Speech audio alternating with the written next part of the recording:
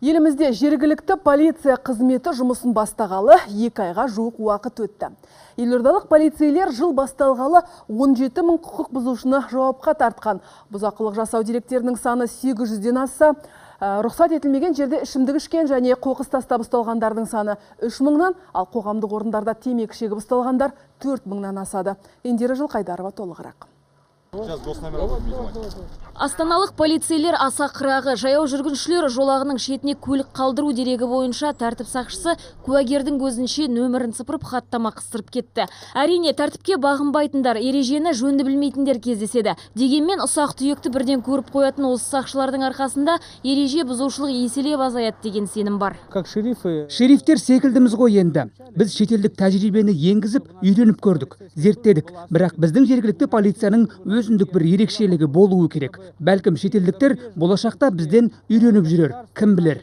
Рас, шетелдік кинолардағыдай жер-жерде қала, аудан, елді мекеннің әрі бұрышы, түкпір-түкпірін білетін жергілікті полицейлер жұмыс істей бастады. Астанада жергілікті полиция қызметінде 1500 сақшы еңбек етеді. Тыныштық бұзылып, ішімдік ішкендер лаң салса да, кәмелетке толмағандар түнделетіп жүрсе де, тентектерді тәубесіне келтіруге тез жететінде осы полицейлер. Ең алдымен бұл жолы әкімдіктердің қоғамдық тәртіпке жауапкершілігі заңда бекітілгенін айту керек. Әкімнің өзі тұрмыстық қылмыс, жол бойындағы апаттардың санын азайтуға жауапты. Жергілікті полицейлердің телефон нөмірлері ғаламтордан таратылып отыр.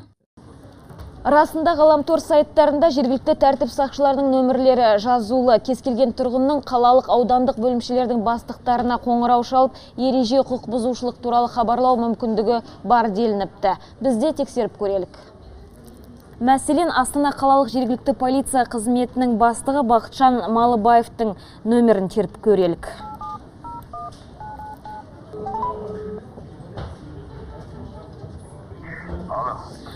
Алло, Бақытжан Асенбекұлы, қайырлы күн. Сізге Хабар телеарнасының журналисті Индира Жылқайдарова хабарласып тұр. Бақытжан Асенбекұлы, сізге кез келген жанның телефон шала алатыны рас па? Телефон шалынады. Күніне бір 10-15 адам шалынады телефон. Әрқайсына жауап беруге әзірсіз бе? Енді әрине әрқайсына жауап беремін. Рахмет, сау болыңыз. Бұл халыққа жақындық, ұсақ проблема деп қол сілтей салмай, жауаптылықпен қарау. Шексіз төзімділік қағидасы және бар.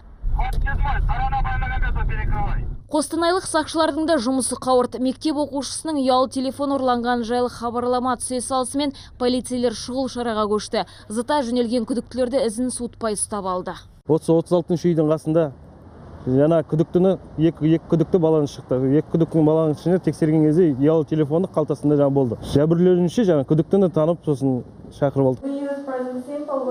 Ал алматылық жергілікті полицейлер ағылшын тілін үйренуде. Ертең универсиада, басқа да халықаралық шаралар кезінде шетелдіктер келіп жатса, бар жағдайдан хабардар болу үшін тіл білген жөн дейді өздері.